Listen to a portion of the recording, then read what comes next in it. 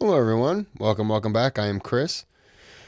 This is the CIA agent's stunning confessions before his death, spies, hoods, and the hidden elite. If you click that thumbs up for me, that helps out tremendously. You can subscribe to the channel. Documentary Central. I've never heard of them. I'm going to wait and see how this video plays out for me. You can donate to the channel through the thanks button. All donations are appreciated. Recommend a video in the comments. Your name, I do the reaction. Your name gets sponsoring that video. You can still request without. This was requested video. You can request without donating. It just takes a little bit longer. Just days before his death, CIA agent or CIA contract agent, an underworld figure. Oh, so we're gonna have the mob in on this one, aren't we? Wait a minute.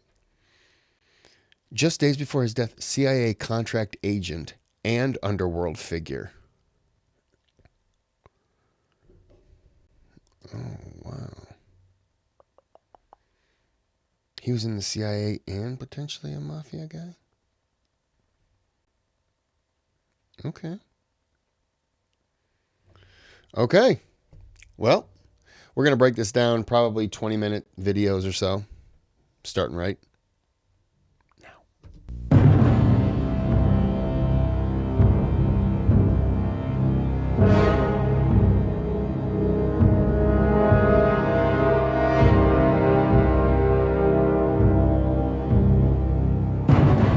The photos are known only as the Three Tramps. They started snapping pictures right about here. This is Chauncey Holt, a career criminal now living in California. Holt claims that he is this man, the tramp in the hat. His story is fantastic.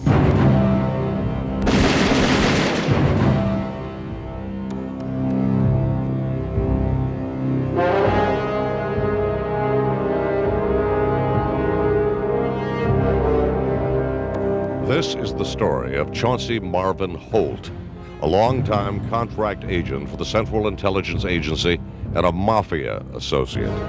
You're about to see the interview conducted with Mr. Holt just 8 days before he died. This is his story. Okay. Just 8 days before he died. What did he die of? Was it natural causes that was helped by like a bullet? A couple knives?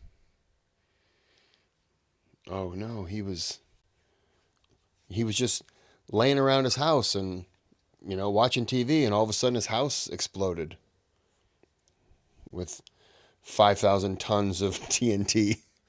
Don't know how that happened. Is it going to be one of those things?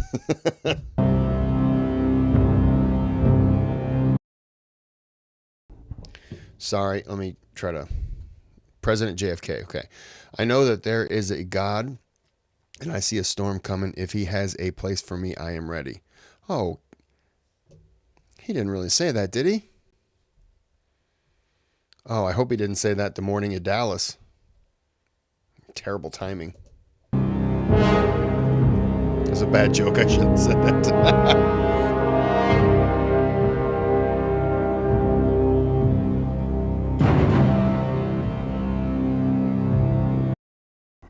Side note, sorry.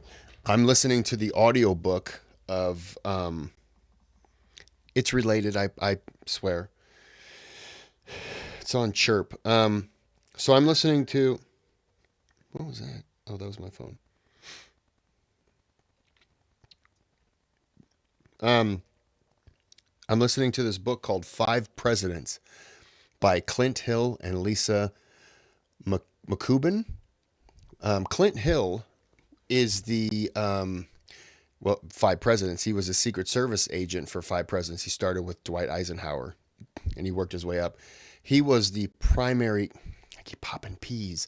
He was the primary agent. I'm not reading anything. I'm just looking at the book. He was the primary agent. Why? His wife.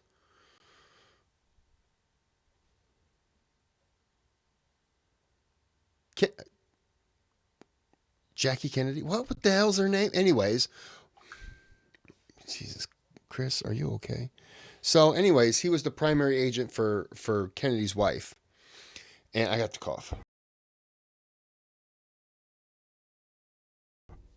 Maybe that cleared out some brain cells. And if you watch the assassination, at the very end, just before they start driving off, there's an agent running and jumps on the back of the car. That's Clint Hill. Yes, I just want to make sure I didn't screw up his name. Jackie Kennedy. I keep wanting to say Onassis. That's what's screwing me up. That's who she married later. But yeah, Clint Hill ran and jumped on the back of the limo. He wrote another book called, I think it's either Me and Mrs. Kennedy or Mrs. Kennedy and Me. And he talks about his time being her agent. It's a fascinating book, just with a lot of behind the scenes kind of stuff and what goes on. If that type of stuff interests you, like the Secret Service aspects of it, he's got a lot on Kennedy because Kennedy assassination, he was really close. I think he kind of loved Jackie Kennedy. Is it Jackie? Why does it feel like I'm saying the name wrong? Well, she's Jackie Kennedy now. And so he really kind of fell in love with her, and he really, in the book, he's talking about the son Patrick, who ended up dying. But yeah, anyways, just sorry, side note, but it's a really fascinating book. Just so far, I'm 35% through. The other book I have, Mrs. Kennedy and Me, or Me, Mrs. Kennedy, I have that on paperback.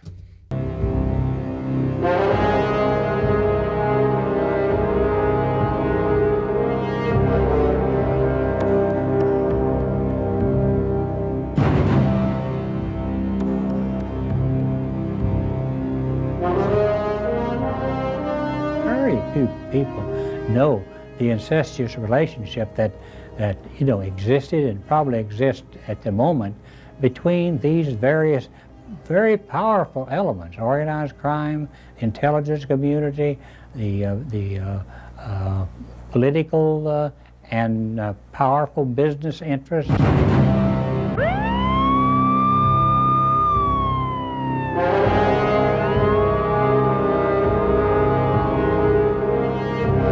I felt that the American public had a right to know as many of the details that I have available. Sorry to pause again.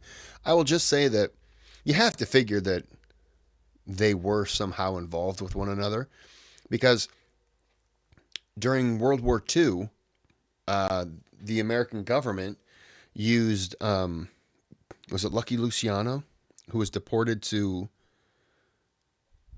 Italy? And they basically used his mob connections in Italy to help win the war. So the government is not against using, how am I trying to say this? They're not against using something for a greater good and allowing that person to then get away with some things, because it's also helping the government's greater good, overthrowing Mussolini and stuff like that. They probably didn't care. And I think he was able, I could be wrong, but I thought he was able to return. No. Yes? No. I don't know. I don't remember.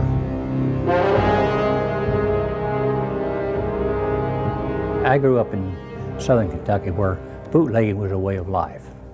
It's probably the most important crop, just like marijuana is in certain counties now.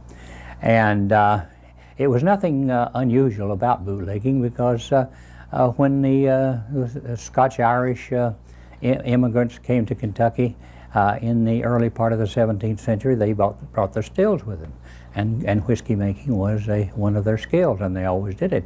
For the young Chauncey, If you lived in those type of areas, those backwoods areas, and you weren't bootlegging, what were you doing with your life? Because that's all there was back then.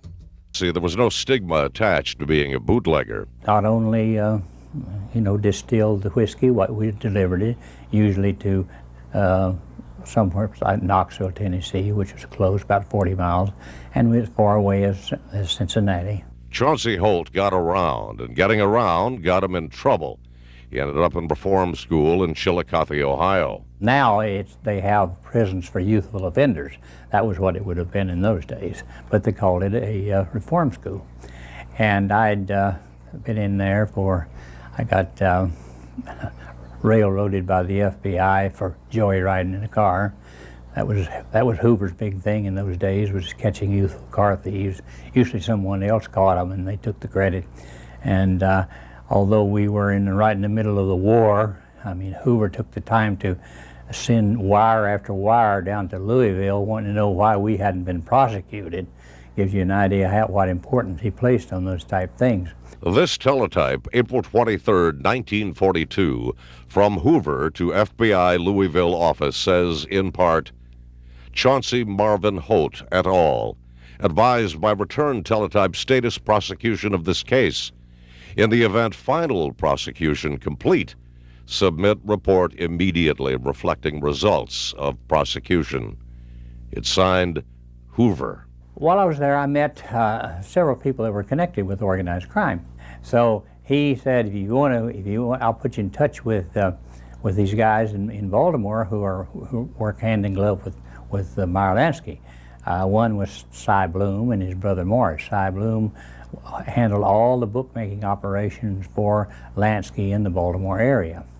And then it was through that connection that he came down to, Lansky came down to Baltimore to visit with Cy Bloom and to see his son Buddy Lansky, who at that time was in the Phipps Clinic. He was disabled. He's in the Phipps Clinic, and I knew him. I had gotten acquainted with him, with Buddy, and we used to go over and play chess with him and that sort of thing, because I was doing some painting work for the restoring a painting right across the street. Chauncey Holt's skills as a painter would serve him well. A Renaissance man, he developed other skills. He became an arms expert in the military, as well as learning how to fly an airplane. Holt also did another kind of flying, but not inside a cockpit. My uncle, by marriage, owned a small one-ring circus. And from the time I was 6 years old, I mean, I was running up and down the tight wire, swinging on the trapeze. I worked worked in this family circus, and I did a single trapeze act. I worked in a flying act. I did a low wire act, a high wire act, shot from the cannon, all that sort of thing, The circus performer in Chauncey Holt thought getting shot out of a cannon was a hell of a lot safer and easier than getting shot at.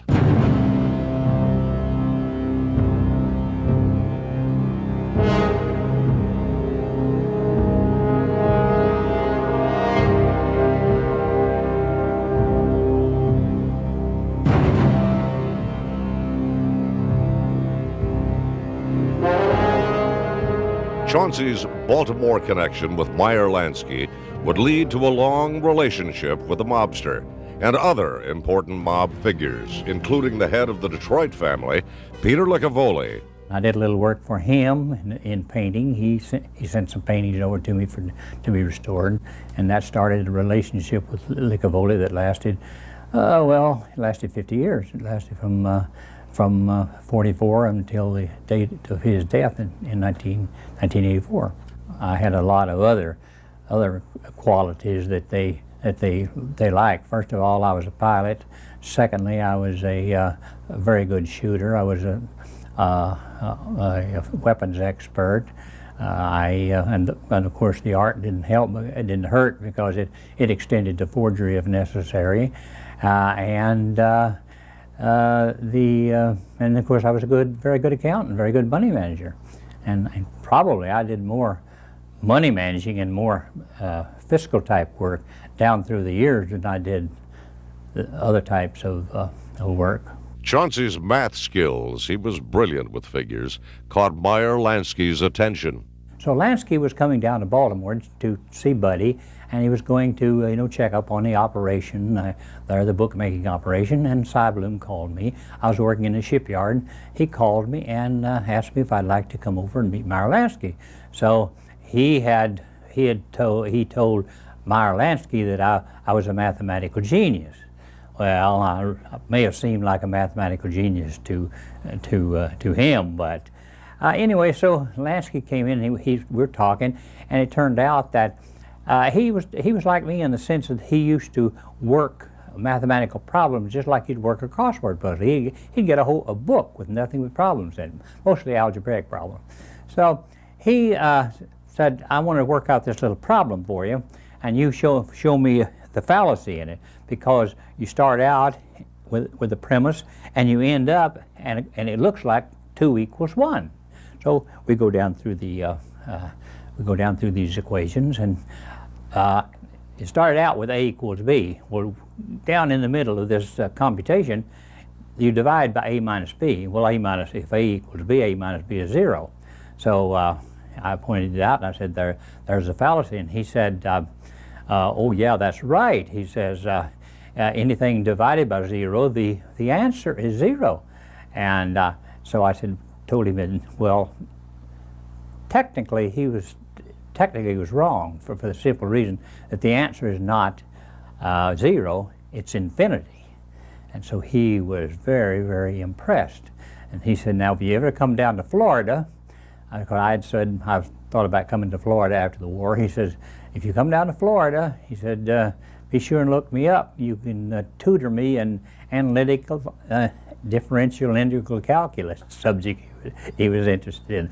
So I knew that I'd made a very, very valuable connection. Chauncey Holt got a close-up and a personal look at one of the most powerful members of organized crime. Lansky, although he had a very violent past, having been, a member of the Bugs and Meyer gang, and he could be as ruthless as the next person, and he could, in getting what he wanted. However, he was extremely intelligent. He was polite. He was very low key. He was compassionate. Many things that you don't find in the average gangster.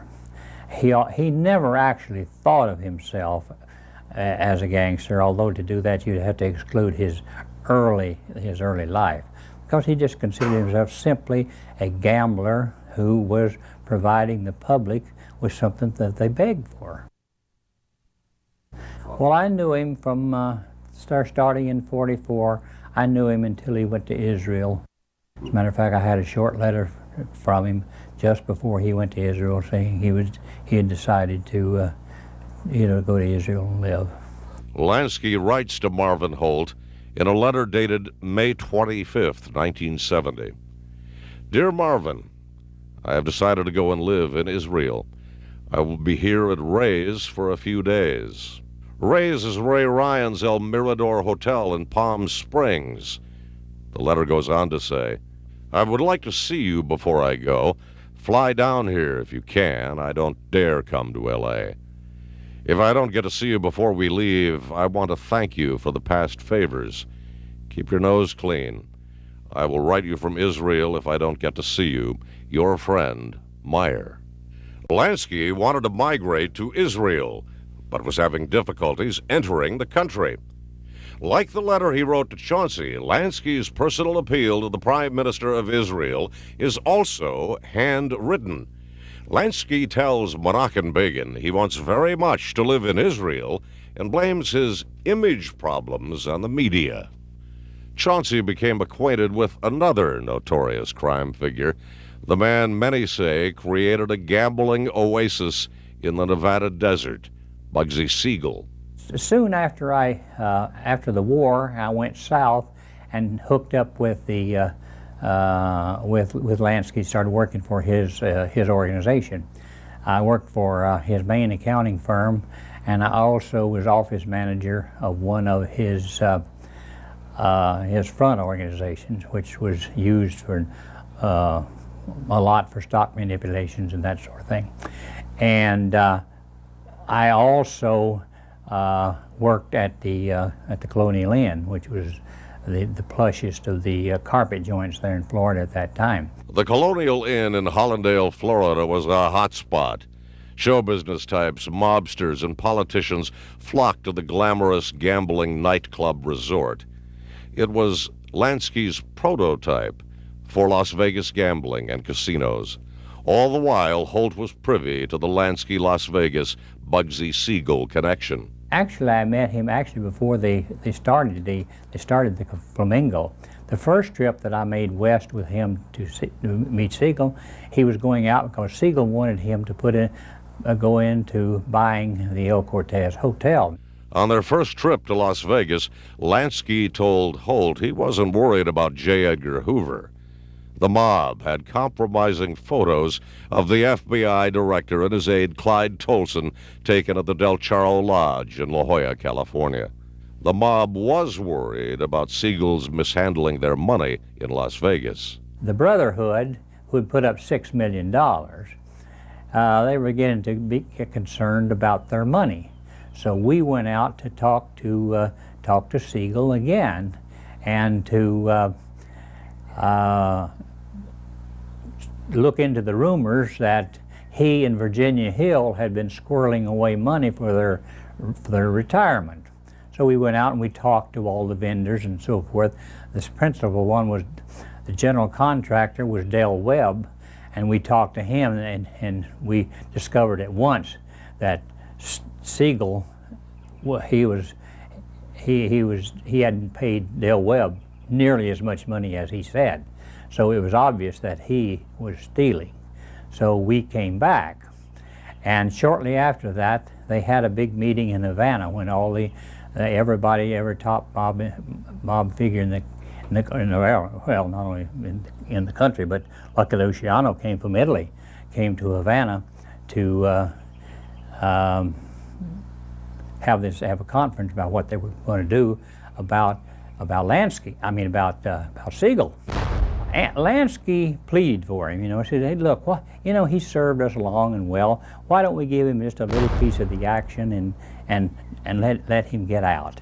And he came back, so he said, okay. So Lansky and I made another trip to California. And he told Lansky and I, right to our face, that we could shove it, that the Flamingo was his and he was keeping it, and that was that. Because he had a violent, uncontrollable temper, and so as far as that went, that was his death warrant. That conversation was on 19th of June, 1947. A day later, Siegel was dead. On the 20th, we followed Siegel around all day, to the barber shop, to his lawyer. He went over to a place on Fountain Avenue to meet a girlfriend. He didn't seem like he had a worry in the world. Siegel was murdered, 3 shots to the head. Chauncey denied any involvement in the actual murder of Siegel. He didn't pull the trigger, he swears. But he hints at his role at Lookout performing surveillance for the mob hitmen. He never denies his relationship with another important crime figure.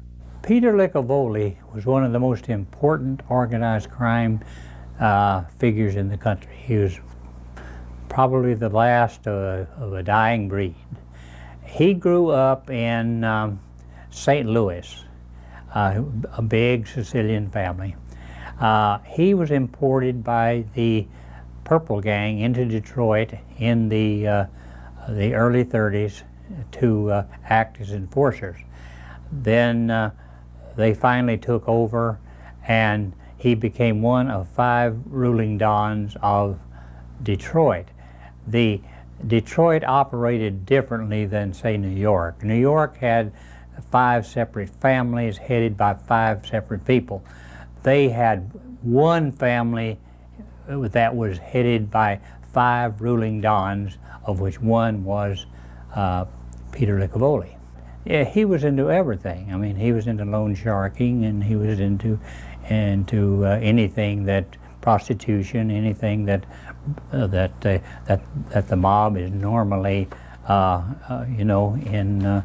involved in. And he had a really a great love for art, and he was a sucker when it came to buying art, especially Italian art. He loved buying Italian art, and we used to buy that stuff by the roomful, because he was trying to clean up his image. And he was a competent painter. I have some of his paintings.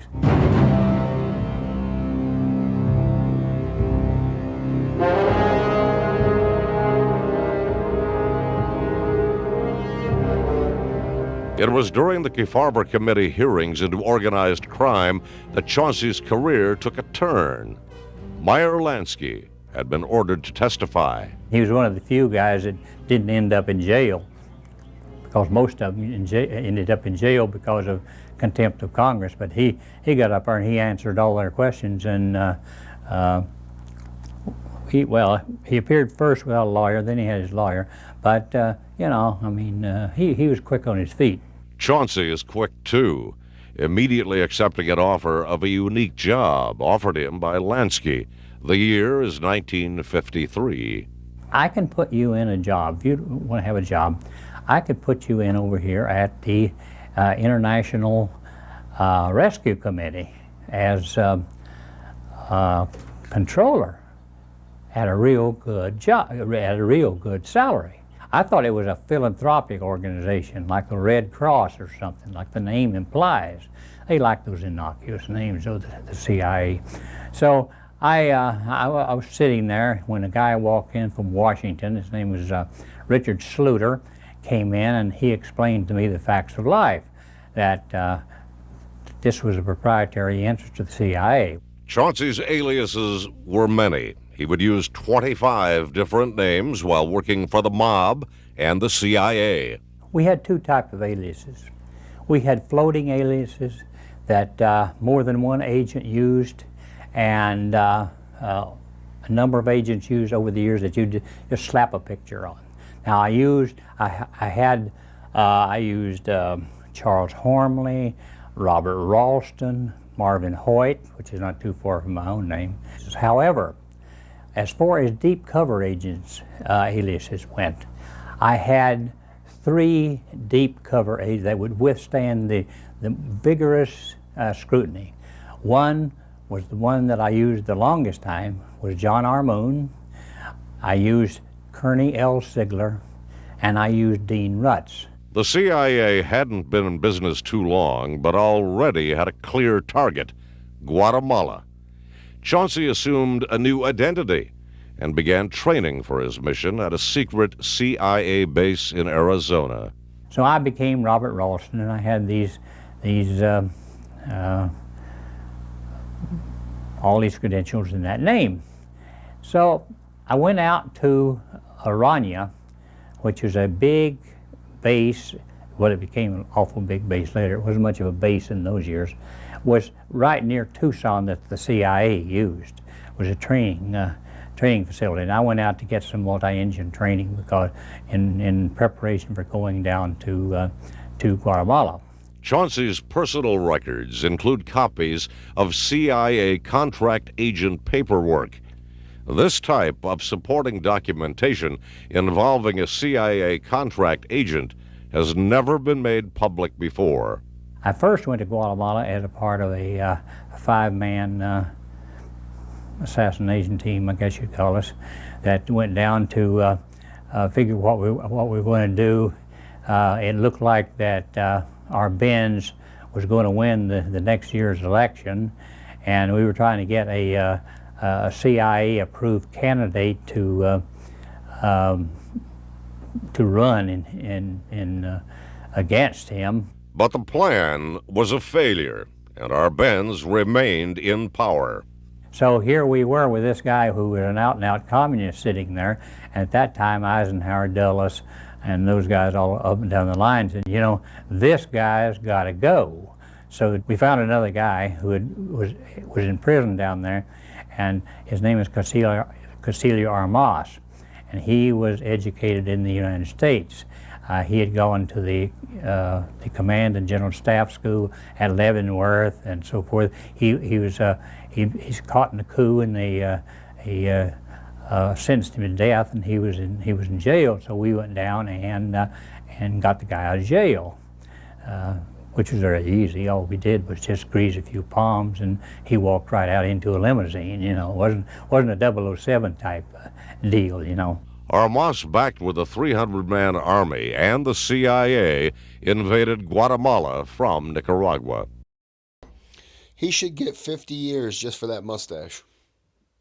I was flying a C-47, and we had a C-47 because we could either push ordnance out the door, or we could actually use it for leaflets. And of course, we were flying over Guatemala City, just distributing those leaflets for Arbenz to give up and so forth, and which he did. He threw in the sponge in August. He fled the country, and of course, then Eisenhower was able to say that Guatemala was now back in the hands of the people. Even while working for the CIA, Chauncey continued to work for organized crime. I always kept in touch, and if if Meyer Lansky or any of his group wanted something of me, they certainly would. They didn't hesitate to ask me. Okay, we're going to stop it there. It looks like these are about every 6 minutes, so we're going to go ahead and cut it there. I wanted about 20 minutes, but a little over. It's okay. I didn't talk a whole lot. This is good. I talked a little bit at the beginning. This has been interesting.